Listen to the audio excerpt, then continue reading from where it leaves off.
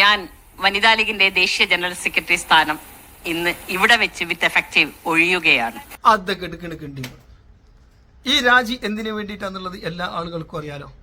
ഇനി അറിയാത്ത ആരെങ്കിലും ഈ കൂട്ടത്തിലുണ്ട് എങ്കിൽ ഈ രാജിയുടെ പ്രധാന കാരണം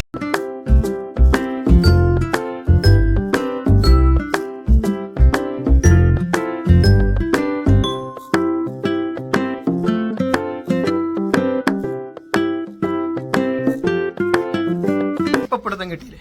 UDFന്റെ സ്ഥാനാർത്ഥിയായി പേരാമ്പ്രയിൽ മത്സരിക്കുന്ന ആ പെൺകുട്ടിയുടെ ആറ്റിറ്റ്യൂഡും പെർഫോമൻസുമാണ് ഈ രാജിന്റെ പ്രധാന കാരണം എന്ന് എല്ലാ ആളുകൾക്കും അറിയാം. ജനങ്ങളെ ഇടയിൽ സ്വാധീനം ഉണ്ടാക്കാൻ നമ്മൾക്ക് കഴിയാത്തതിന് പാർട്ടിനെ കുറ്റം പറഞ്ഞിട്ട് വല്ല കാര്യമുണ്ടോ?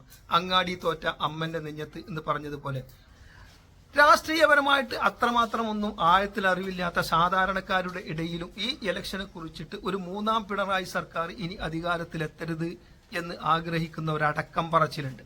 അവരോട് എന്താണ് കാരണം എന്ന് ചോദിച്ചാൽ അതൊന്നും അവർക്കറിയില്ല. അവർക്ക് ഒരു ഉത്തരമേ ഉള്ളൂ. ആ ഉത്തരം ഇതാണ്: മുറി ഞാൻ തരാം, പക്ഷെ എനിക്ക് വാടക തരണം. മാസം 30 രൂപ തരാം. വാടക എനിക്ക് ആവശ്യമായിട്ടില്ല, ഇല്ലെങ്കിൽ ഈ വീട് നിന്റെ സ്വന്തമാണെന്ന് എനിക്ക് തോന്നും. കണ്ടോ ഇന്നസെന്റ് പറയുന്നത്? താമസിച്ചോ, പക്ഷെ എനിക്ക് വാടക തരണം. എന്റെ വാടകന്റെ ആവശ്യം എനിക്ക് ഉണ്ടായിട്ടല്ല, പക്ഷെ ഈ ഇവിടെ വാടക തരാതെ താമസിക്കുമ്പോൾ ഇത് എന്റേതാണെന്ന് എനിക്ക് തോന്നൂലേ? അതുകൊണ്ടാണ് എന്റെ അടുത്ത് ഞാൻ വാടക വാങ്ങുന്നത്. അപ്പൊ ഒരു മാറ്റം ഞങ്ങൾ ആഗ്രഹിക്കുന്നത് നേട്ടങ്ങളോ കോട്ടങ്ങളോ അറിഞ്ഞതുകൊണ്ടോ അറിയാനുള്ള ആഗ്രഹം കൊണ്ടോ ഒന്നുമല്ല, സ്വന്താന്ന് തോന്നൂലേ? അതുകൊണ്ടാണ്.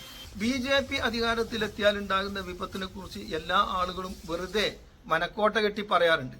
പക്ഷെ ശുദ്ധ വിവരക്കാരല്ല കാണിച്ചത്. കയ്യിൽ ഒതുങ്ങുന്നതിന് മുൻപേ കലാപങ്ങൾ ഉണ്ടാക്കിയാൽ എങ്ങനെ? ആ പിശാരടീൻ അവിടെ തടഞ്ഞതിനെ തെറ്റല്ലേ? അതുകൊണ്ട് കുറെ ആളുകളെ വോട്ട് നഷ്ടപ്പെടും.